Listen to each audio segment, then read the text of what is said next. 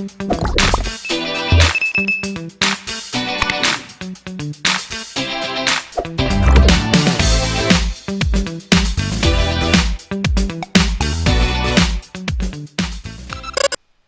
galera, sejam bem-vindos a mais um Método Podcast. Hilton aqui, para quem não nos conhece, seja bem-vindo. Vou deixar as redes sociais aqui, Método Podcast no YouTube e Método PDC no Instagram. E hoje nós vamos bater um papo aqui com um grande empreendedor da nossa cidade e, por que não dizer, da nossa região. Mas antes de chamá-lo, eu quero falar sobre os nossos apoiadores. Opção Jeans. Galera, você que precisa aí de uma roupa diferenciada e gosta de se vestir bem, Opção Jeans é a melhor escolha para vocês. Eles nos ajudam com relação ao look maravilhoso. De cada podcast aí a gente está vindo com uma proposta nova. Então, precisando, Mari, Karine e equipe estão à disposição. Também Black mais Pretinho, os revitalizadores automotivos número 1 do Brasil. Quero mandar um abraço pro pessoal lá. Maná Marmitaria. Você aí que às vezes passa o dia inteiro na correria e não tem tempo de ir pro fogão, só ligar lá pro pessoal. Raquel e toda a equipe vai estar disposto a te atender com um grande cardápio e variedades de refeição lá. Com certeza vai ter alguma coisa que você vai gostar lá, e muito. E Dom Barbeiro. Pessoal, galera aqui é referência no corte de cabelo, barba. Eu digo aqui, a produção está acompanhando aqui, e a gente é muito bem tratado quando a gente vai lá. Tanto é que eles já deixaram aqui de antemão um brinde para o convidado. Então depois, mais tarde, eu vou falar sobre isso. Quero mandar um abraço para o Rafa, para o Preto e para o Patrick. Pessoal que nos atende muito bem lá e estão com a gente no projeto aí. Bom, sem mais delongas, quero apresentar para vocês aqui hoje o nosso convidado, Glaucio Leles. Glaucio, um prazer recebê-lo aqui, seja bem-vindo. Muito obrigado, o prazer é todo meu. Que legal. Demorou, né? Na verdade, demorou não. Já faz um tempo que a gente conversou e o projeto vem se aprimorando. Sim. E surgiu a oportunidade agora, do dia certo, de você vir bater um papo. Legal. Que bom que você está aqui, viu? Seja prazer bem-vindo. É todo meu. E acredito que as pessoas, assim como eu, vão hoje descobrir um outro lado do Glaucio, né? Que às vezes a gente vê de longe, aquele cara sempre apressado para lá e para cá, e às vezes tem muita história aí, né? Tem um pouquinho. Legal, então. Vamos fazer o seguinte, a gente sempre faz, a gente traça como se fosse uma timeline de uma rede social. Então a gente vai começar querendo saber essa veia de empreendedorismo seu, assim, como que começou isso? Através de seus pais, seus tios? Então, a vida inteira, né? Meu pai sempre nos deu boa educação e dizia: você precisa trabalhar para você. Então a gente cresceu assim, com essa ideia que você precisa trabalhar para você. Então a gente partiu para isso aí e estamos aí até hoje, né? Olha que interessante, porque alguns pais, qual que era o conceito, né? Filho, você vai ter que estudar, se formar e arrumar um emprego. Ou seja, aquela antiga formatação da CLT, né? Sim. Que algumas famílias ainda têm como padrão. Sim. E hoje em dia já é muito mais amplo isso, né? A definição de bom emprego, né? Hoje é um tanto complicado falar de bom emprego. Eu levei a sorte de ter ouvido meu pai, assim como as pessoas também empregadas estão, né? Tem a sua sorte. Eu parti para esse lado e estamos aqui vivos, né?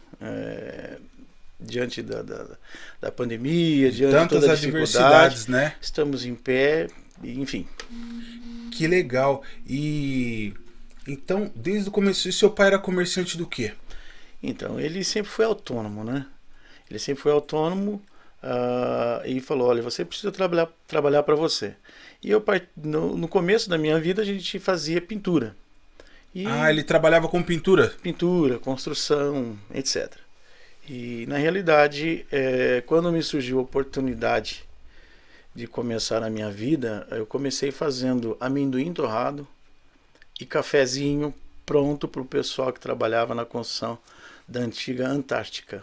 E tudo Cara, ali começou. amendoim pronto, igual que em São Paulo que a gente vê bastante assim, bem no centro de São Paulo, aquele pessoal com aquela caixa, aquela lata de tinta 18 litros Isso. cortada, o amendoim descascado no conezinho, né? Exato. Sulfite. É. Mais ou menos aquilo? É, mais ou menos. Só que a gente já tinha aprimorado esse cone que dá muito trabalho. Pegava aquele saquinho de juju, a gente torrava, colocava o amendoim no saquinho de juju e fazia a distribuição no período da saída do pessoal ali, dos pedreiros, serventes, etc. Isso na época da construção lá do... Na época da construção da Antártica. A... Estamos falando de 30 anos atrás. Se... Caramba, que genial. Então estamos falando o pessoal que construiu agora a tão conhecida Ambev. Exatamente. Exatamente. Caramba, e ali foi obras de anos, então. Foi bastante tempo. Então começou ali, você com quantos anos mais ou menos? Tinha 18 anos. 18? 18 anos. Então você pegava a entrada, a saída ou só a saída? Só a saída. Na realidade, eu comecei trabalhando ali, né? Na cozinha, como ajudante de cozinheiro. Eu trabalhava de manhã até a tarde. Minha esposa já eu casei com 18 para 19 anos, né? Casou cedo, né? Casei cedo. Legal. Logo, logo você é avô já. Avô? Já. Caramba. 5 meses já existente. E assim, à tarde a gente torrava, embalava, ao anoitecer, o comecinho do anoitecer, já fazia as vendas. Né? Ah, eu ficava esperando, o pessoal saía, O pessoal já... saía, era 20, 30 ônibus e todo mundo me dá um e vai que vai. Era 100, 200, 250 pacotinhos por 2 horas, 3 horas de trabalho ali. Isso por dia? Por dia. Caramba, e o cafezinho junto ali? E o cafezinho era pro pessoal que era alojado ali, né? À noite o restaurante não fornecia café, era a minha vez. Então, e ali a gente começou a aprender a sobreviver do empreendedorismo, corretamente falando. Legal. E no caso era você e mais quem? Era eu e mais eu numa bicicleta. Você fazia todo o processo então? Isso. A torra... Eu e minha esposa torrava, eu comprava, a gente fazia a torrefação, depois a gente embalava e íamos pro pega-pega. Isso, quantos anos ficou nessa... Eu fiquei aproximadamente trabalho? Um ano. Um ano. Depois que eu já peguei quase no final da construção. Ah, né? Sim, exatamente. E depois dessa fase... Depois dessa fase, aí veio a fase de abrir um ateliê de pintura, ou seja, letreiros, né? Placas, faixas, painéis. Banner, aquelas coisas. Exatamente. E naquela época era bastante o formato de pintura naquelas faixas, tudo à né? mão, né? Tudo. Aquelas faixas que eram parecendo meio sintética, né? Isso, tinha o pano, né? Que chamava-se murim, tinha a ráfia e se não me foge da memória, HB, que era um material mais grosso, eu acho que o Boneto usa até hoje. Ah, não sei se... sim. E aquela época tinha de tudo, né? Declaração de amor. Era tudo na mão. Anúncio era tudo à mão, manual. Ainda não tinha aquele processo de plotagem, essas coisas todas, né? Não existia.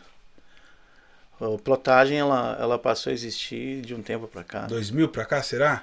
Rapaz, eu acho que talvez antes em alguns outros lugares, mas no Brasil acho que...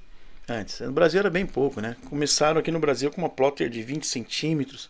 Aí as letras eram viradas ao contrário, quando era letra grande. Depois...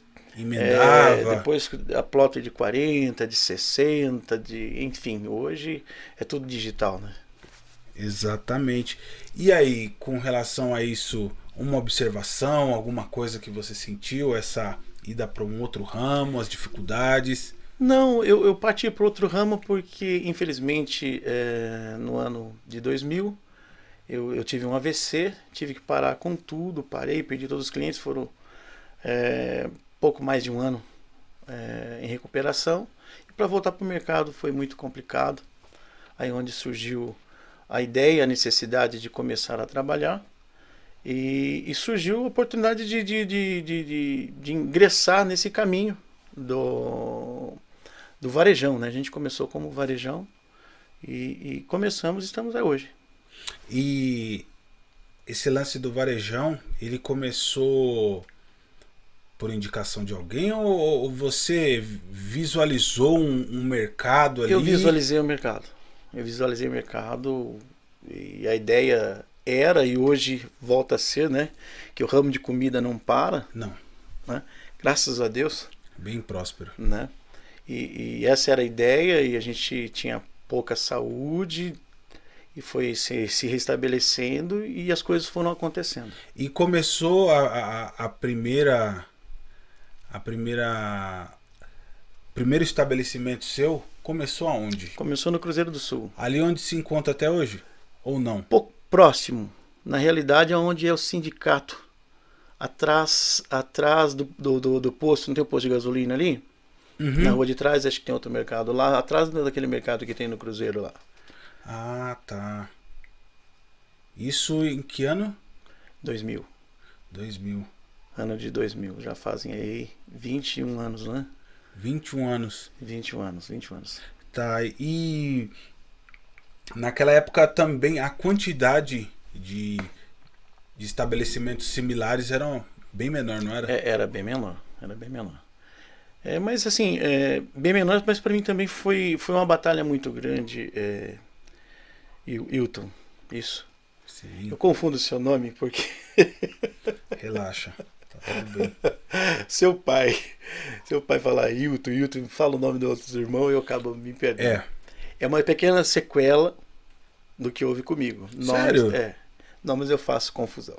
Não, mas isso Me aí perdoe. não tem problema, fica tranquilo. E relacionado a. Então a gente estava falando sobre concorrentes. Sim. E naquela época era um outro cenário. Era outro cenário, porém com muita dificuldade, né? Quando a gente começou do nada, porque eu vinha de uma recuperação, uma enfermidade, como agora há pouco dito, do AVC, né? Então a gente começou de a pé, começou de favor de um grande amigo meu, Gustavo, hoje gerente de uma rede de postos de gasolina. Enfim, a gente começou de a pé, emprestando carona, trazia as coisas para mim do Ceasa. Ah, então você começou, por exemplo, pessoas te ajudaram nesse começo? Sim, me ajudaram no transporte, porque para ir para o Ceasa eu não tinha o carro. Verdade. Entendeu? Não tinha um carro porque o pouco que a gente tinha, a gente perdeu tudo devido à enfermidade. Então a gente teve essa história. Aliás, o que eu vou dizer aqui não deixa de ser um grande orgulho, né? É uma história. Eu passei por uma necessidade tão grande que eu ganhei 2 cestas básicas. Uma da igreja e outra de um amigo. A da igreja eu guardei, a do amigo eu comecei a vender. A parte de mercearia, né? Então a gente montou o varejão com algumas coisas de mercearia e esse é o início de toda a nossa história. Caramba! Isso é um empreendedor raiz mesmo.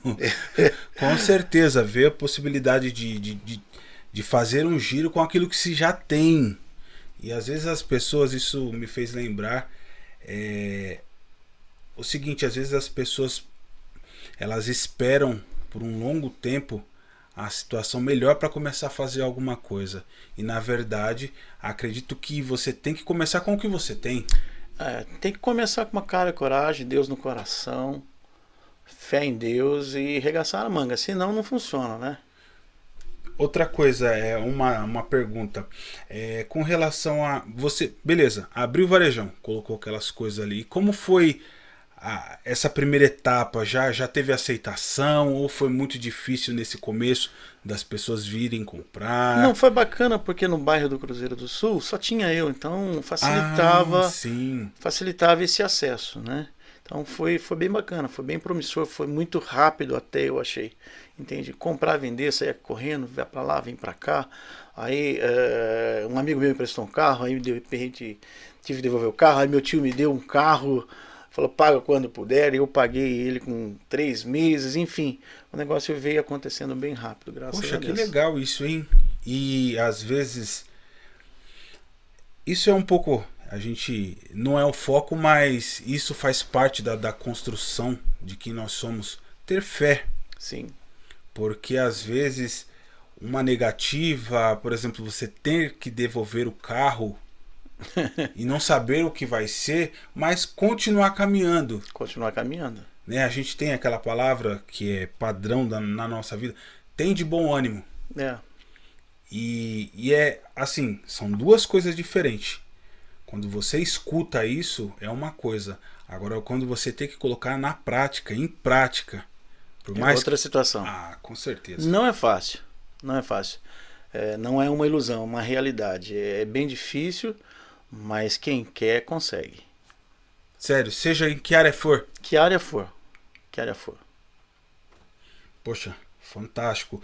Mais alguma coisa dessa época que chamou sua atenção e hoje você olhando para trás? Eu acho que conforme a gente vai conversando aqui, vai passando um filme na sua cabeça. Né? Ah, sim, sem dúvida. Eu me lembro que diante da situação de grandes necessidades, fome, graças a Deus, nunca passamos, né? Mas a necessidade de um quitute, de um chocolate, enfim, de coisas que todo mundo gosta. Eu também gostava, gosto Sim, até hoje. Com certeza. Né? Mas eu me lembro que eu fiquei muito ausente do chocolate, por não ter dinheiro. Por ter passado. Exato. Fala, eu não gosto de chocolate. Não é que eu não gosto, é porque realmente não há condições para isso. Né? Não havia condições nenhuma. E eu lembro que o negócio começou a girar. Eu lembro que eu comprei 2 caixas de determinado chocolate. Chamei meu filho mais velho e falei assim: ó, um é teu, outro é meu. Eu comi 30 barrinhos desse chocolate, uma em cima da outra. Até hoje eu não posso ver esse chocolate. Mas olha, é bom, né? Quando chega uma oportunidade, que não estamos falando de luxos, estamos falando de coisas comuns, o pequeno prazer de se comer o que gosta. Sem dúvida. E eu acho que isso, não acho que, enfim, tem pessoas que nunca vão saber o que é uma dificuldade, mas eu posso te dizer uma coisa: a dificuldade ela te deixa nu com relação ao ego, às vaidades, né? Despe, realmente. Despe, exatamente, era essa palavra. E hoje, com certeza, sua visão para tudo é diferente. É diferente e forte, né? Tudo que era muito difícil, a gente aprendeu a lidar e viu que não era tão difícil quanto parecia ser. Também não é nada fácil. Porém, a gente tem que lutar. Né? Assim, eu penso que, assim como existe ainda quebradores de pedra na raiz, se me der uma marreta, uma ferramenta, eu não vou conseguir, mas ele consegue porque ele descobriu as veias, né? Exato, exatamente. E eu gosto de alguns vídeos e vejo os caras quebrando para fazer paralelepípedo. É muito interessante. Como que você pode quebrar alguma coisa desse tamanho e virar isso? Não, são etapas. São etapas. Você quebra ao meio, um quarto. Tem um lugar certo. Exatamente. Uma veia, né? Tem uma veia da pedra. Eu imagino que a vida é assim. Tem a construção difícil, mas tem o meio, começo e fim. E aquela coisa, as batidas contínuas, ou seja, persistência. Exatamente. E persistência. Hoje essa palavra define muito de quem você é? Persistência? Completamente. Eu acho que de qualquer empresário. A persistência, ela é fundamental. Fundamental. Caramba, isso é um fato muito bacana. E aí, desse ponto, você começou, deu start e as coisas foram fluindo. E isso foi porque eu vejo que não é... Começou como um varejão, né? Começou como um varejão. E hoje ele ampliou para outras áreas. Isso, hoje a gente tem o nome de supermercado de bairro, né? São 3 lojas na cidade, partindo já para a 4ª, acho que mais 30 dias a gente já inaugura a 4ª unidade e estamos aí vivendo, né? Vivendo a realidade da persistência. Que legal. E hoje seus filhos foram criados dentro. A minha filha mais nova, que tem 18 anos, ela nasceu em cima da melancia, né? Não propriamente dito, né? Ela era pequenininha, a gente tirava foto dela na banca, perto da melancia. Então, sim, todos foram criados dentro do mercado. E né? hoje trabalham com você? Sim, o Jonatas ele é formado, né, em administração. Ele toma conta da unidade 3, a Giovana toma conta da unidade 2, né? E eu estou aqui na raiz, na base. Bati um papo com um outro empreendedor da cidade e ele relatou um comentário de um grande amigo dele. Ele falou: olha, fulano, que bom que você não fez herdeiro. Você fez sucessores. Bacana. E eu parei para pensar, bom, tô trazendo isso aqui porque foi um impacto tão grande, porque há uma grande diferença de herdeiros e sucessores. Sem dúvida. Herdeiros, normalmente, eles não seguem a rotina, não seguem o ramo. A gente escuta muitas histórias, né? É que herdeiros, a probabilidade deles exterminarem o negócio é muito grande. Sim. Né? Agora, sucessores, propriamente dito, é bem bacana. Eles dão continuidade. E fazer o negócio girar na sua ausência, isso é muito bacana, né? Sim. Como que você, com certeza, o orgulho que você tem dos seus filhos, muito grande, de né? estar de longe e ver que eles estão realmente trilhando seus passos e estão fazendo bem. Sim, então estão corretamente, né? A gente montou a diretoria com a própria família. Toda semana nós temos a nossa reunião, os prós, os contras, os acertos, desacertos, enfim, o alinhamento de tudo é falado. Se há necessidade, a gente faz uma reunião extraordinária, enfim, a gente está sempre se comunicando, o negócio sempre andando em linha, né? Tem aquele mito, né, de que negócio com família não dá muito certo. Realmente é bem complicado, mas eu acredito que quando se ensina, se aprende. Então a gente não pode misturar as coisas, né? Falar para o filho: olha, filho, aqui você é filho, aqui você é um empreendedor, aqui você é filho, aqui você tem que acontecer desse jeito. Então, se a gente não ensina, a gente não colhe os frutos. Olha que né? interessante. Talvez as pessoas que reclamem disso as pessoas que talvez não conseguem diferenciar isso, né? Com todo respeito, né, aos pais, enfim, às vezes acreditando que facilitando a vida de um filho, dando só o de bom, de melhor, não que eu não tenha dado o meu melhor, ausentando da realidade da vida, que precisa trabalhar, que um dia vai crescer, que um dia eu vou deixar de existir e a vida continua. Às vezes os pais não passam isso para os filhos, né? E por bondade de Deus a gente teve essa visão, assim como aprendemos de alguém, né? E, enfim, a gente precisa fazer o processo da vida. Sim, e talvez o grande problema disso não é deixar de dar ou dar em excesso, é privar os filhos da realidade, né? Sem dúvida. Porque o pai e a mãe, aqueles que amam, não vão estar para sempre. Exatamente. Então, se ele não aprende durante a vida, às vezes a rua vai ensinar e algumas situações vão ensinar de uma forma que talvez não seja tão boa, né? Exatamente, penso assim também. Eu acho que essa é a grande missão. Não tenho filhos, mas eu vejo que cada vez mais está difícil essa missão. Ser pai. Ser pai é bem, bem difícil e ao mesmo tempo não é tão difícil, porque eu penso dos dois lados da moeda. Porque quando se executa aquilo que de fato dá certo, não tem por que dar errado. Né? Se a situação é ensinar, eu tenho que ensinar. Nem sempre aquilo que a gente aprende é gostoso de aprender, mas é necessário aprender para que não fique ruim no futuro. Essa é a minha base. Sim, e isso que eu passo para os meus filhos. Quanto mais cedo você aprender algumas situações da vida, vai ser mais fácil para você encarar o mundo real, né? Porque são coisas totalmente diferentes. Você viver na sua família, por mais que haja algum desentendimento, alguma briga, mas são pessoas que estão ali dia a dia, te amam. Sim. E às vezes na vida você vai se deparar com muitas pessoas que não vão gostar de você. Sempre tem, né? Sempre tem. Sempre. Em todas as áreas, em todos os ramos. todo cantinho tem o que gosta e o que não gosta da gente, né? Sim, claro, com certeza. E então assim, depois que seu primeiro empreendimento ele virou um varejão e você já assim abriu o leque para mercado, né? Como Sim. que funciona isso? Acho que é um pouco mais complexo para mim entender. Tá, eu quando abri o varejão, eu já abri o. Pode dizer o nome aqui? Não, Claro, com claro. licença. É assim, quando eu abri o varejão, eu não abri com o nome varejão, né? Eu já abri já, supostamente, tecnicamente dizendo, com o nome futuro para aquilo que eu já tinha definido no meu coração. Ah, é. É. Então isso já adaptou sua mente para uma expansão. Então você já estava Exatamente, começando exatamente. legal, pô. Então assim, eu abri o nome com Super Varejão Tia Elisa. Então, esse nome Super, ele ainda permanece. E o Tia Elisa também.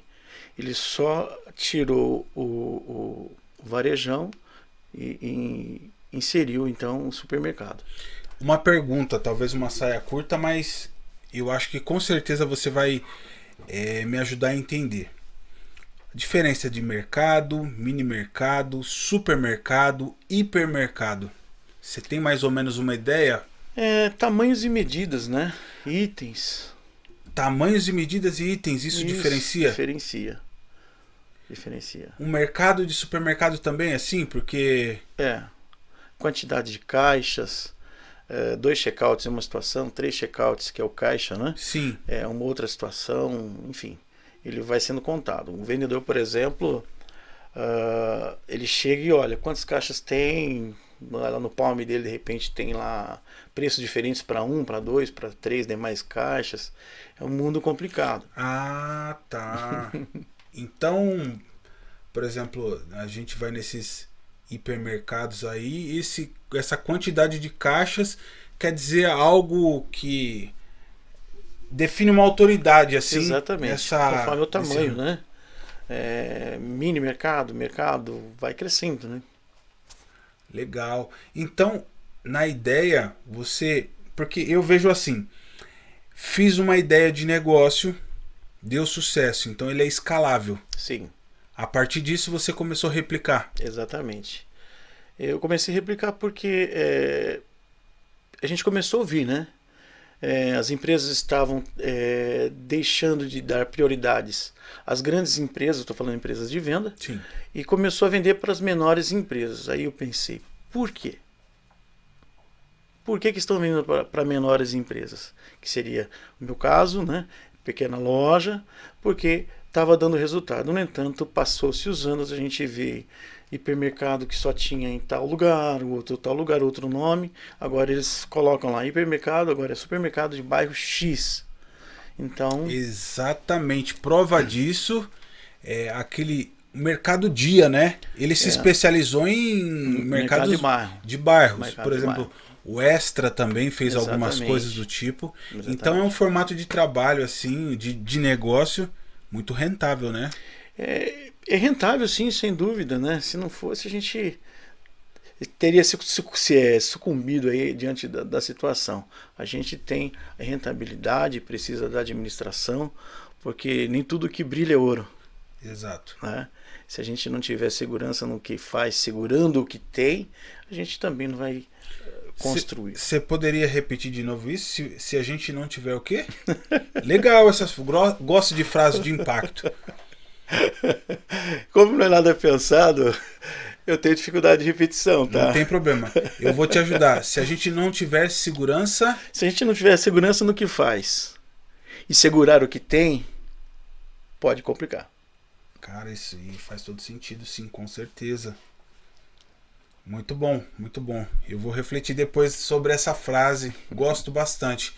E, assim, tô sendo presenteado bastante com muitas reflexões. Prazer aqui é todo meu. Caramba, mais uma que eu vou deixar na gaveta de frases legais pra... Eu gosto de frases. Gosto de refletir no que a pessoa quis dizer com aquilo e encaixar na minha realidade. Desculpa, também gosto bastante. O que me impulsionou a fazer e ter o que tenho é porque eu ouvi alguma coisa numa madrugada, meio sem rumo, eu ouvi alguém dizendo assim na televisão: Olha, a gente não vai puxar aqui para o lado espiritual, mas faz parte da minha história. Claro, por isso que eu faço questão que você conte, porque isso te constitui como pessoa, né? Eu, no meio do nada, de madrugada, não dormia, porque eu tinha tido problema de saúde, enfim. Liguei a televisão, não me lembro o nome dessa pessoa, uma norte-americana, dizendo assim, olha, aconteceu um histórico com Josué da Bíblia. Uhum. Deus disse para ele passar o Rio Jordão. Ele foi lá, colocou o pé na água e o Rio Jordão abriu e ele passou. O que pode estar acontecendo com você pode ser o Jordão do momento aí. Põe o pé na água. Vai. Se o Rio Jordão abrir, se não abrir, volta para trás, não morra afogado. Falei, vou tentar. E tô até hoje. Olha que interessante isso. Em nenhum momento... Caramba, nossa. Tem que fazer, tem que tentar. Tem que tentar. Tem que fazer. Porque a gente só sabe de uma coisa. Eu entendo assim. Eu só sei se a planta vai nascer se eu pôr ela na terra. Se ela ficar na minha mão, eu nunca vou saber como que ela vai ser. Não. E até aquele negócio, né? Eu tenho uma semente aqui, eu queria ver o que... Se você só vai conseguir saber o que é essa semente se você plantar, né? É o que a gente pensa e o que a gente vem aprendendo, como assim no esporte, né? A gente tem a seguinte ideia. Quando a gente perde, a gente aprende assim. A gente nunca perde. Num tatame, a gente nunca perde. Pode até ter perdido a luta, mas ganhou uma experiência. Você vai refazer, você vai ver aonde você deixou de acertar e você vai construir um novo acerto. Então a gente nunca perde. Mesmo que você tente, deu errado aqui, você ganhou uma experiência para no futuro estar fazendo. Como no começo a gente havia começado a conversar, eu disse que eu tive um ateliê de pinturas. Sim. Né? Hoje na loja 1, quem faz os cartazes sou eu. Tenho a maior alegria, um prazer. Todos os cartazes que estão lá, oferta A, B, C e D, é o tio Glaucio que faz. Que legal! Você não quer pagar? Não. Eu tenho prazer, tenho vontade. E outra, não só isso, você sabe fazer. Isso. Caramba, muito bom. E aí, me fala uma coisa, beleza. Constituída a primeira loja na formatação que você queria. Sim. E aí começou a replicar. Sim. Qual foi a segunda unidade? Segunda unidade foi no bairro do Roseira de Cima. Ah, tá. Outra coisa, dificuldades ali para essa transição, como que foi? Foi tranquilo? Não, foi tranquilo, muito tranquilo. A porta estava aberta, acertou-se valores de aluguel, começamos a trabalhar e deu certo, estamos aí, né? Aliás, de público para público existe diferença, consumo, localidade, mas isso aí, na realidade, é um aprendizado, né? Por exemplo, parece besteira o que eu vou dizer aqui, mas é uma verdade. Na Roseira não se vende tomate de vez, chegando para o verde. Aqui no Cruzeiro do Sul, eu não vendo tomate chegando para o vermelho. Você entende? Então, assim, cada localidade te ensina você a trabalhar. Na realidade, a gente não sabe, a gente aprende. O próprio cliente ensina o que ele quer, o que ele precisa. E, normalmente, na localidade, as pessoas têm um perfil parecido. Por exemplo, uma coisa boba aqui, mas pode ser que também tenha isso. Por exemplo, talvez no Cruzeiro do Sul as pessoas usem mais caixa de fósforo e na Roseira mais isqueiros. Exatamente. Tem até isso, então? Tem, até a cor de pão de localidade muda, né? No Roseira, o pessoal da Roseira gostava muito de um pão que fosse branco, clarinho, né?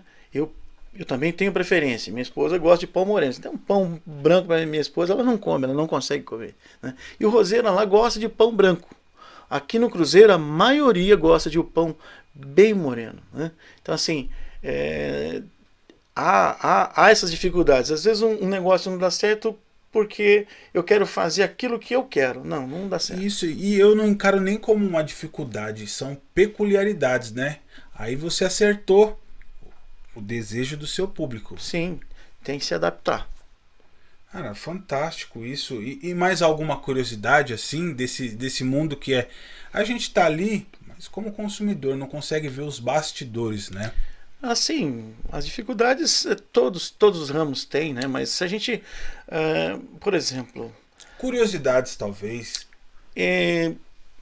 a minha base, ela é histórica. Por que histórica? Porque eu leio bastante. Aprendi bastante lendo, entendeu?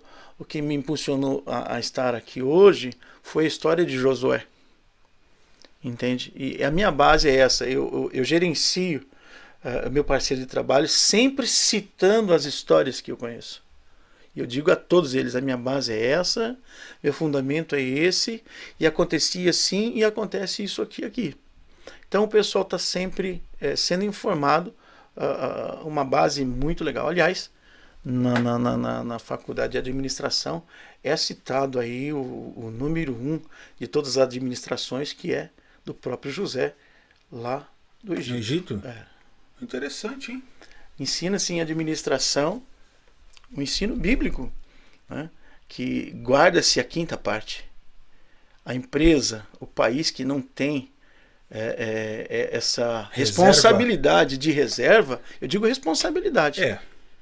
Porque se a gente gastar essa quinta parte, chega um momento como este, passa aperto. Corre-se o risco aí de estar sucumbindo.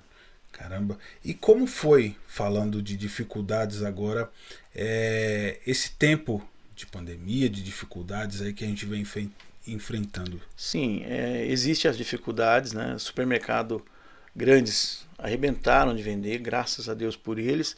Agora, portes menores como o nosso, né, que é loja menor, são lojas replicadas, mas são menores, cada um tem o seu CNPJ, cada um tem a sua gerência. A gente tem uma pequena dificuldade.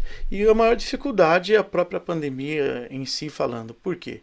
Hoje tudo pode ser suspeito. E a gente não pode duvidar de nada, a gente tem que apoiar o funcionário, o médico, enfim. Se você tem uma dor de garganta, você fica 10 dias fora da empresa. Tem que ficar, porque pode ser, pode não ser, né? Por exemplo, até hoje, na loja 1 aqui, de funcionários registrados, né, a gente não teve um caso sequer. Eu quero atribuir isso aí a Deus, porque caramba, não tem outra coisa. São nós tivemos impressionantes. Né, na unidade 2 nós tivemos 2 casos, porque são pessoas da mesma família que trabalhava lá. Então, assim, foram retirados, enfim. O processo legal de toda a situação, ninguém está ileso. Estou dizendo que pegou lá, que se tivesse pegado lá, todos teriam tido o mesmo problema, assim, passaria para as outras lojas, porque a gente tem contato entre todos os funcionários, enfim. E a dificuldade é essa reposição. Você não acha funcionário da noite para o dia. Então, a pandemia fez a gente trabalhar muito mais. Você está entendendo? Sim, e abrir um parênteses aqui, queria perguntar para você, e profissionais capacitados hoje, como está? A dificuldade de sempre, né? A dificuldade de sempre. Hoje, os que eram se firmaram.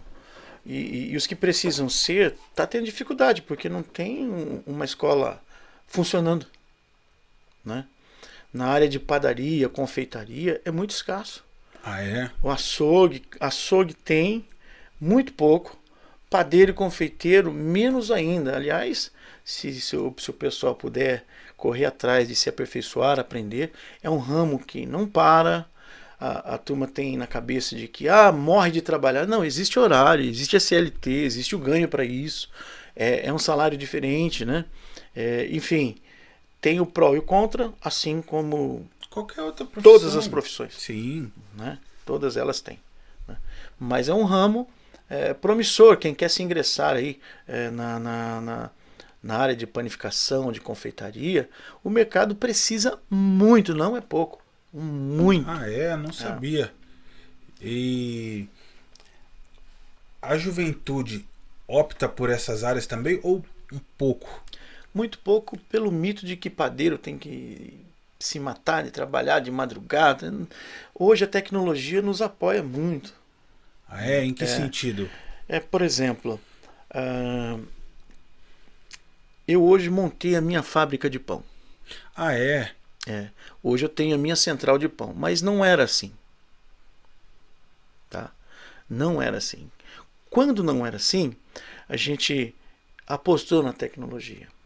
De primeiro as pessoas tinham que entrar 2 horas da manhã, fazer o pão, 5 horas abrir, para o pão estar crescido, ao ponto, etc. Né? Hoje a gente faz o pão no horário, por exemplo, 6 horas da tarde, terminou o pão, baixíssima fermentação, nós colocamos numa câmara climática com temperatura regulada, entende? Chega naquele horário, o pão está no ponto que a gente precisa estar. Aliás, o pessoal gosta bastante do nosso pão, né? Ah, já ouvi falar muito bem já.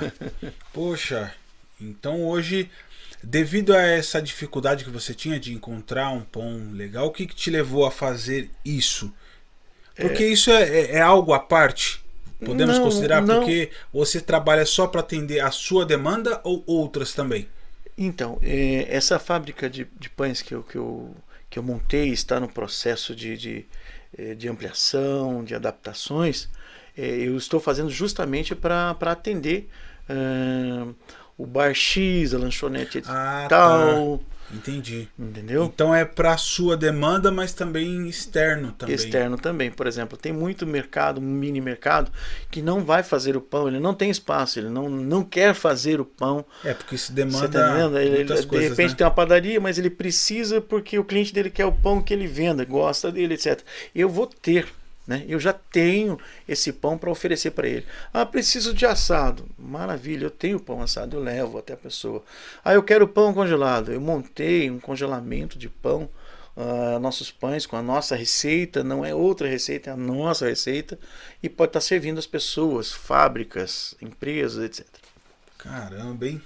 Isso também é uma ótima visão, justamente para suprir, porque muitas pessoas às vezes vê o mercado, vê alguma coisa ali. Eu já vi alguns pontos isolados que a padaria é muito longe e às vezes só tem um varejão no espaço ali e que não tem nada, e o cara quer um pão ali, alguma coisa, e não tem. E a gente está trabalhando para isso, né? Oferecer esse pão para as pessoas serem atendidas, né? Querendo ou não, o pão é um bom chamariz, né? Um dos alimentos mais consumidos no mundo, né? Exatamente. E ainda mais no Brasil, é uma tradição. Consome-se muito pão. E logo de manhã um pãozinho quente assim. Eu já tive o privilégio de várias vezes meu pai, quer tomar um café? Vamos lá. Um pão na chapa e um pingado. E isso é algo gostoso, né? Muito bom. E ainda, aqui talvez não na nossa região, mas em São Paulo, isso você tomar um café da manhã na padaria assim é praxe, né? O pessoal bate cartão, com certeza. E falando agora, saindo um pouco dessa fase do empreendedorismo, vamos para o esporte. E aí, como que surgiu a ideia do esporte na sua vida? Qual foi essa virada de chave? Porque assim, eu sei que não foi só o esporte, né? Mas teve outras coisas que o esporte também gerou na sua vida, não é? Sim, sem dúvida. Como começou o esporte? O esporte, ele faz parte da minha vida desde muito tempo, né? Sim. Por fatalidades eu deixei de praticar futebol, né? Tanto quando tinha 12, 13 anos, joguei, participei, fiz parte da Liga Regional de Futebol do Guarani Futebol Clube. Sério? Você legal. Não sabia, né? Não sabia, pô. Não sabia. Joguei muita bola, né? Vindo do PAN Futebol Clube, professor Miguel, né? Que legal. A gente jogava bastante futebol. Então, o esporte está desde muito cedo, né? Fiz boxe com o professor José Roberto no Clube Atlético, atrás da antiga rodoviária em Campinas. Lembro daquela rodoviária. Lembra, né? Uhum. Professor. Parou porque tudo na vida, acertar e errar, eis a questão, né? Sim, claro. Então, o que eu ganhei? Eu ganhei experiência e hoje, com essa meia idade, né? Aos 49 anos, eu ainda pratico esporte, né? Apropriadamente o jiu-jitsu, né? Professor Cristiano, mestre Cristiano, né? Da nossa linhagem Carson Gracie, mas começou da seguinte forma: eu precisava fazer alguma coisa. A empresa tomava muito tempo. O que eu tinha para fazer? Ou fazia academia de puxar o ferro, né? Enfim. Ou fazia jiu-jitsu. Como eu gostava mais do pega-pega, eu fui para o jiu-jitsu. E tinha um horário que para mim era excelente. Eu começava às 11 horas da noite. Nossa. E terminava meia-noite, meia-noite e 15, às vezes peguinha mais, tal, meia-noite e meia. E começava a trabalhar 3 horas da manhã, enfim. Mas por que eu comecei? Meu filho queria fazer alguma coisa, o Jonatas, e ele era um menino muito pacato, muito quieto, aliás, até hoje, né? De poucos amigos, não porque ele era má menino, pelo contrário, muito querido por todos que o conhecem, enfim. Mas eu fui como acompanhante dele no jiu-jitsu. Não brinca. Fui como acompanhante. Caramba, que legal, hein? Né? Para incentivá-lo. Né? Eu sempre incentivei meus filhos. Né? No entanto, a minha filha, a segunda, Giovana, ela trilhou um bocado de tempo no Muay Thai. A pequena de 18 anos, ela gosta do jiu-jitsu. Ela é boa no jiu-jitsu, faixa branca de jiu-jitsu, mas ela gosta bastante de jiu-jitsu também. É. Então, assim, a família, enfim, gosta do esporte, né? E aí? Beleza, seu filho, por influência dele, você começou. E qual que foi o desenrolar? As primeiras vezes, como que foi esse contato? Então, eu tinha grande dificuldade por causa do excesso de peso. Eu era muito pesado. Cheguei a 110 quilos. 110? Isso. Com quanto de altura? 1,69,5, 1,70, né? Tem umas vírgulazinhas ali que a gente não lembra. 1,70, ninguém gosta de ser menor, né? Sim, 1,70. 1,70, extremamente obeso, né? E tinha muita dificuldade. Né? No jiu-jitsu é uma luta de contato, de imobilização. Então, lá tem uma... Lá o pessoal fala, né? Os bigorna. Era eu. Eis-me aqui. Bigorna. Pesadão, Então, os bigorna, a galera sai fora, né? Porque a hora que cai em cima... Tipo assim, faixa branca, bigorna, o povo corre. Já tive a oportunidade de bater um papo com alguns amigos, né? Que fazem, praticam e falam. E eu gosto de... Um cara que eu assisto bastante é aquele cara do Gil Life, que mora aí, acho que em Paulínia. Sei, um baixinho, né? Muito engraçado na fala dele. Então, assim, a gente vai sabendo das coisas, né? Faixa branca, olha o tamanho desse bigorna aqui. Bigorna judia. Hoje eu sofro quando pego alguns aí. Judia. Nossa! Não precisa esforço, cara. Só imobilizar corretamente, conforme a técnica do jiu-jitsu, dá trabalho. Mas os caras vêm com muito gás, né? Diz que faixa branca tem um gás eterno. Mas tudo doidão no bom sentido, viu? Né? É muito bom, muito bom. E aí? Orgulho de ter sido faixa branca. Hoje sou faixa azul, com 4 graus na faixa, né? Que legal. Então, Quantos anos aí já dedicado ao... 6 anos. 6 anos. 6 anos.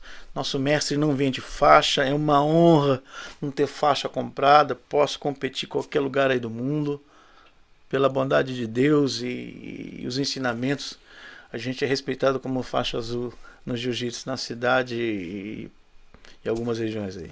Que legal. Então, você estava falando sobre o começo ser um pouco difícil por causa do sobrepeso. Exatamente. E aí? E aí que isso aí foi me incomodando, né? Querendo ou não, os bigornas, a turma realmente... Foge, né? Foge. Né? A galera vem porque o jiu-jitsu... É uma família muito legal. Sim. Eles não desprezam o bigorna, eles ensinam, eles adaptam, enfim, é muito legal. O jiu-jitsu é um esporte bacana por causa desse momento aconchegante. Esse acolhimento, tem, né? né? Esse acolhimento, exatamente. Então, aí foi entrando o jiu-jitsu na minha mente, não simplesmente já não estava mais como acompanhante, mas me integrando na situação de jiu-jitsu, foi tirando aquela ideia de que jiu-jitsu era cachorro louco, porque eu tinha algumas preocupações, né? Enfim, todo mundo fala, poxa, você de jiu-jitsu é coisa de nego bravo. Pior que não é. Trata-se de jiu-jitsu, não trata-se de vale tudo, né? E o que as boas pessoas fazem precisa ser falado, que o que eu estou fazendo aqui. O jiu-jitsu é um esporte bacana, diferente daqueles caras que pegam o esporte, faz um mau esporte, vai fazer coisas erradas, é bem diferente. Eu acho que o bom não pode pagar pelo ruim nunca. E o interessante que você me falou uma informação, 6 anos de jiu-jitsu, e eu vejo que sua orelha não é couve-flor assim. Não. Então isso talvez desmistifica um pouco pra mim, porque eu falei, putz, eu já fui... É natural, viu? O pouquinho que é aberto aqui é natural. Não, sim. Mas o pessoal tem aquela, né, a calosidade que dá, né? Vai quebrando, né? Vai quebrando a cartilagem, né? E assim, o jiu-jitsu é jiu-jitsu. Agora, a questão é que tinha uns caras que esfregava faixa na orelha pra inchar aquelas coisas, né? Então, pra dar aquele aspecto de pitbull, de mal mesmo. Legal. Então, retomando, e aí você, com relação ao seu sobrepeso, qual foi o start para essa mudança aí? Vontade de competir. Porque a vida inteira, assim como no trabalho, eu sempre competi. Sou competidor. Tá? Na vida, na família, na igreja. Estou sempre competindo. Né? Com todo respeito ao meu próximo. Ou é ele ou é eu. Então, sim, às vezes dá ele, às vezes dá eu. Então, enfim, a vontade de competir me trouxe a consciência de que eu precisava emagrecer.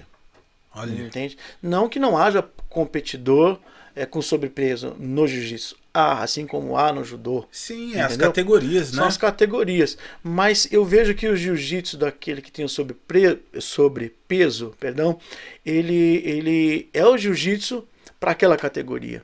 Mas eu achava que aquele que tem menos peso, agilidade, as passagens, para mim era mais interessante, para mim. Mais interessante, eu queria fazer, mas eu não conseguia, o corpo não respondia. Uhum. E isso foi me levando a querer a fazer isso, né? Isso me levou a entrar numa clínica para aprender a comer. Né? Olha só. Não tive nenhuma injeção, não tive nenhum medicamento, nada. Olha que fantástico. Simplesmente bastante esforço, né? Aprendendo a comer. E a gente emagreceu 23 quilos. 23 quilos. E isso foi celebrado pelos familiares, amigos aí? Sem dúvida, né?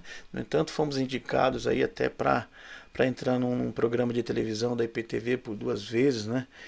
O que tinha acontecido, o que acontecia, como é que fazia, como que era. Falei assim, olha, onde fui entrevistado, disse, olha, essa rampa aí embaixo eu não conseguia subir, eu tinha dificuldade, sentia falta de ar. Isso era verdade, e é uma verdade. Quem tem um sobrepeso sabe do que eu estou dizendo. A gente não consegue andar, a gente não consegue correr, a gente tem a fadiga, por quê? Porque está tudo sob pressão. Né? Pensando na competição, pensando na saúde, né? Mas tanto quando eu comia um churrasquinho gordo, que todo mundo gosta, como até hoje, né?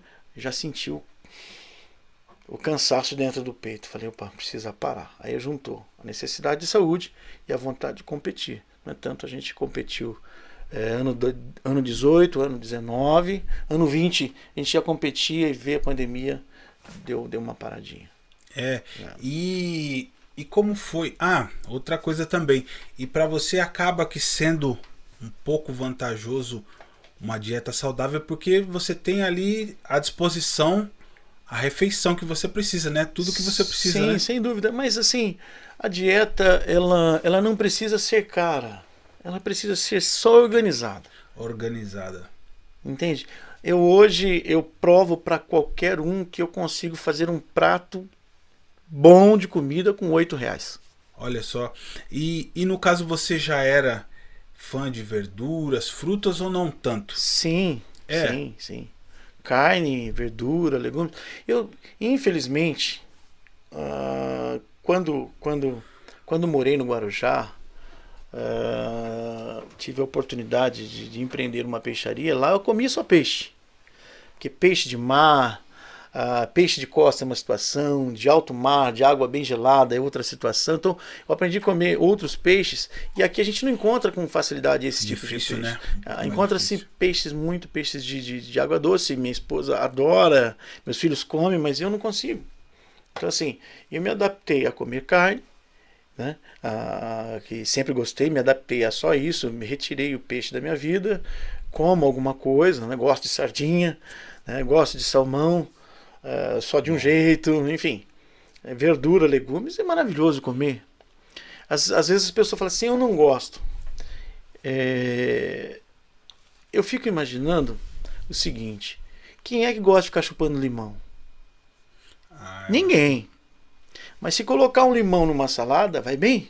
Vai. Se fizer uma limonada, vai bem. Em alguma receita vai bem. Então, eu acho que tudo tem pesos e medidas. Exatamente. Como fazer, como né? fazer. Como fazer. Então, acho que isso foi o divisor de águas na minha vida. Aprender a fazer, a cozinhar. Existem as orientações. Hoje o Google ajuda. Tem cardápios várias aí. Ferramentas, né? Tem cardápios aí de low carb, enfim. Mas eu tive uma orientação médica aqui na cidade, meus amigos, né? Que legal. Então foi uma reeducação alimentar. Exatamente isso. E quanto tempo esse processo você já começou a sentir a diferença? Com toda a verdade? Sim. 3 meses. 3 meses você já... Sequei. Ô, louco. Em 3 meses, sequei. Por isso que chamou a atenção aí dessa indicação do pessoal da IPTV vir entrevistar o que a gente estava comendo, o que não estava comendo. Eu disse, olha, a nossa base é proteína. Né? Caramba. Nossa base é proteína. A gente, na época de emagrecimento, excluiu açúcares, enfim, açúcar a gente não come até hoje, não precisa de açúcar, né? Quando a gente precisa de alguma coisinha, vai numa fruta, né? Que a gente obtém isso aí. A gente Sim. não tem necessidade de açúcar, né? Eu imagino hoje o que faz mal para o ser humano é o gás, né? Gordura, sal e açúcar. Então a gente precisa se adaptar, nada mais. Tudo no ponto. Tudo que é de mais ou de menos não é legal. A alimentação principalmente. Caramba, interessante. E seu filho continua firme também? Sim. Ele gosta bastante do jiu-jitsu. Ele tem feito, graduou? Graduou, tem a mesma graduação que a minha. Caramba, que legal, hein? Aliás, quero agradecer ao professor Cristiano, né? Claro, eu agradeço. Que devido aos seus ensinamentos aí, ele me levou, me ajudou a ser campeão brasileiro de 2018. Ah, você... Poxa, que legal. E não ia comentar, não? Poxa, tô esperando. Eu quero que você comente essa... Porque você falou, entrei, senti dificuldades, queria competir, e eu quero saber como foi você entrar ali, na época eu acho que você competiu. É uma adrenalina muito louca, né? Você entra no Ibirapuera, que foi em São Paulo. Fui no Ibirapuera. Tem as fotos aí, depois eu posso mandar pra você. Caramba. Você tá entendendo? E assim, não estamos falando de um esporte que você... coletivo, ali é você. Ali é eu você ou ele. Piscou, tomou. Já era. Vai embora pra casa chorando. Né? E aí, como que foi esse processo? Foi muito louco, assim, tipo assim, na realidade cada um tem uma reação. O que eu vou dizer aqui parece brincadeira, mas eu me dá diarreia, né? Uma semana de Sério? De tanta tensão, né? Mas a hora que você põe um pé no tatame, ou é eu, ou é ele. E deu eu. Em 2018, né? Que campeão legal. brasileiro 2018, vice-campeão brasileiro 2019, perdi para um cara excelente, com muita honra, muita alegria, né? Por que perder com alegria? Porque eu não perdi para qualquer um, né? Eu era recém formado, graduado na faixa em 2019, né? E assim eu peguei um cara já com 4 graus, o cara tinha sido campeão mundial 2 vezes, então não perdi para qualquer um. Então eu perdi para alguém bacana. Aliás, esse cara de Amparo estava lá competindo também. Enfim, eu ia competir em 2020 campeonato europeu, aí deu a pandemia, parou tudo. Já fazem 3 meses que a gente está parado, está começando a engatinhar novamente aí, reativar os ânimos, né? Sim, e isso aos 40 que você foi campeão? 47 anos campeão. 48 vice-campeão. E isso mostra que o esporte não tem idade, Não tem basta idade. você querer. E assim, é enfrentar. Caramba. Pra mim não tem idade. Eu e meu filho rola e rola legal. Tem 28, que tiver 35, é eu ou ele. Fantástico. Eu E ele. isso aproxima muito, né? Essa relação de pai para filho também. Hoje eu vejo tão escasso esse afeto, né? E você ter assim, eu gostaria muito, não tive a oportunidade de praticar muitos esportes com meu pai, mas deve ser. É muito legal, aliás, incentivar aos pais a fazerem, né, o esporte, a levarem seus filhos, participarem da vida dos seus filhos, né? Isso é muito legal. Aliás, para minha filha, eu ensino ela em casa, né? Eu Ah, não sou é? professor graduado, mas aquilo que a gente passa como na faixa graduada, ela vai aprendendo, vai desenvolvendo. E aí, e isso, essa. Ela se interessa? Como que é? Bastante. Quantos Ela, anos? ela tem 18. Outro dia minha filha entrou no tatame e em 3 segundos ela colocou a Giovana, que é maior, quase do seu tamanho, né? Colocou no chão em 3 segundos. Então, o jiu-jitsu são Olha só. técnicas, né? Jiu-jitsu, um pouco de força, muita técnica, é legal. Isso a gente traz para a vida. Por Com isso, certeza. você entende o jiu-jitsu da vida. O jiu-jitsu da vida ensina muito. As técnicas funcionam muito mais do que a força. Eu vi uma reportagem que uma empresa estava indicando aos executivos o treino de jiu-jitsu. Eu falei, caramba, e essa era a reportagem, aí fui ler e vi o porquê disso. Porque é o seguinte, ensinar aos executivos a lidarem, tomarem decisões sob pressão. Sob pressão, existe muita pressão. Há situações, por exemplo, a galera da mesma equipe, Carson Gracie de Campinas, mestre Claudinho, que é mestre do nosso mestre Cristiano, se a gente vai lá ou vem aqui, você vai lutar com o oponente, já a adrenalina vai lá em cima, você perde o ar, é um negócio muito forte, mas ali é a realidade da vida. Como a vida é uma realidade, a gente tem que encarar, vencer. Mesmo que você não vença 100%, você vai ali aprender, porque a gente nunca perde no tatame. A gente sempre aprende. Não, com certeza, cara. Fantástico. E eu já fui fazer uma aula assim, gostei bastante. Quem sabe num futuro. Aliás, a gente tem um projeto novo aí, né? Juntamente com o mestre Cristiano. A ideia é dele, né? Juntamente conosco. Nós locamos um local bem amplo para desenvolver um projeto social, né? Onde a gente vai acolher aí, indiferentemente de classe social, de cor ou raça ou religiosa, nós estaremos acolhendo crianças até os 14, 15 anos, eu não me lembro agora que idade que fica até essa responsabilidade social, aqui na rua Marechal Teodoro, né, 303, perto do Tosi, colado com o Tosi. Legal. A gente vai ter o projeto lá. E depois a gente vai estar passando aí, a hora que você puder anunciar, falar pra galera que quer seguir o jiu-jitsu. Nós teremos, sei lá, outras ideias bem bacanas. Poxa, com certeza. Será um prazer assim que tiver tudo certinho. Você me passa, a gente vai fazer com o maior prazer do mundo. Mas uns 15 dias aí já vai estar sendo implantada essa ideia. Legal. E quais são os planos para o futuro relacionado ao esporte? Ao esporte, continuar. Os campeonatos aí. Sem dúvida. Ficar com 60 anos, eu vou achar outro velhinho lá, louco, que gosta de... Pra dar uma queda. Já era. Tá certo. E com certeza o esporte proporciona uma vida saudável. Sem dúvida. O esporte é bom. Por causa do esporte, me incentivou a emagrecer. E o emagrecimento me trouxe saúde e continuidade ao esporte. Então, é uma engrenagem. Com certeza, disciplina. Disciplina. Autocontrole. Hoje é uma das coisas que as pessoas sofrem muito, explodir do nada. Então acredito que a disciplina que o esporte te traz, ainda das artes marciais, é você saber que você pode acabar com com uma briga, com alguma coisa, mas você não fazer isso. Exatamente. Entende isso? É muito importante para uma criança. Exatamente. Ela saber que ela não precisa ficar acuada, Não. recebendo insultos ou agressões. Ele falou, não, vou segurar aqui, mas eu poderia acabar com isso agora. Isso é muito bom. Esse autocontrole é excelente. A gente aprende isso.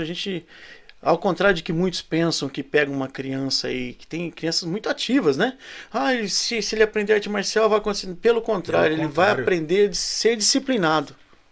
Ele vai aprender a amar o esporte, ele vai aprender a respeitar o seu oponente, o seu próximo.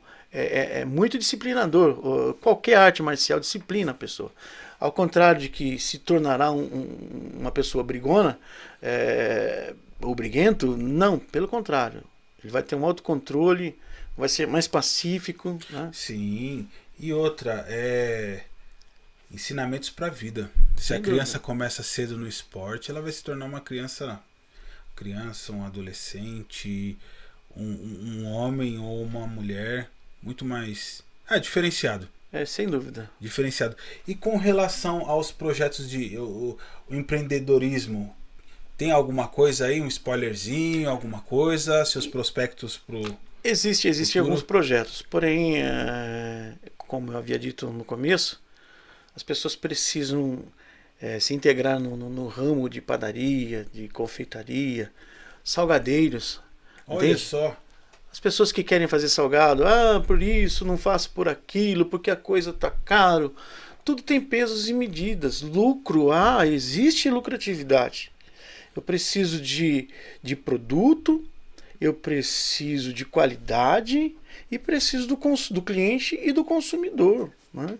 Então, assim, a pessoa precisa acreditar no que ela pode fazer. Mesmo que não saia uma bola perfeita, a primeira, a segunda, talvez, a terceira, melhor, a quarta já sai perfeito. Com certeza. Eu comecei assim. Então, meu primeiro pão foi uma tragédia. Você tá entendendo? Sério? Foi uma tragédia. Né? Então, hoje, o nosso pão é bem popular, né? Está entre os 3 melhores da cidade, para mim. Isso é muito satisfatório. Olha que legal. Parabéns. E uma dica que você poderia deixar para as pessoas relacionado ao empreendedorismo, que querem aí, estão se identificando com suas palavras e querem ter seu próprio negócio. O que você pode dizer com relação a isso? Persistência, conhecimento. Para ganhar o conhecimento precisa estudar. Não se aventurem, não acredite somente no que falou, no que ouviu. Né? Eu acho que tudo há um público-alvo, há o processo também de amor, sentimento no que faz. Né? Se você gosta, você acredita, deve acontecer. Precisa acontecer. De repente as pessoas podem se preocupar com quantidade de concorrência. Ao mesmo tempo que é ruim, é muito bom ter concorrência. O que vai fazer e o que faz a diferença, por exemplo, no meu mercado, é o atendimento. No mercado grande, o cara vai lá, a pessoa vai lá, ele compra, entra e sai, o máximo bom dia do caixa. Entra na minha loja, eu estou lá, eu brinco, se diverte, fala de futebol. Se for falar política, a gente fala política, mas não critica político. Você está entendendo? Com certeza. Então, assim, enfim, existe esse contato que a gente está tendo aqui. Isso é bom. Né? Não é só preço, não. É relacionamento. Relacionamento. Hoje as pessoas gostam, eu acho que sempre, né? Mas hoje está muito mais evidente. É gostoso ir no lugar que você é bem tratado. E sem dúvida, concluindo, o que as pessoas precisam tomarem conhecimento ou aperfeiçoarem o conhecimento no que eu vou dizer é o seguinte: hoje eu não faço vendas, eu faço prestação de trabalho. E um trabalho bem prestado, existe retorno. Com certeza. Poxa, Glaucio, fantástico esse bate-papo, conhecer um pouco mais sobre sua pessoa.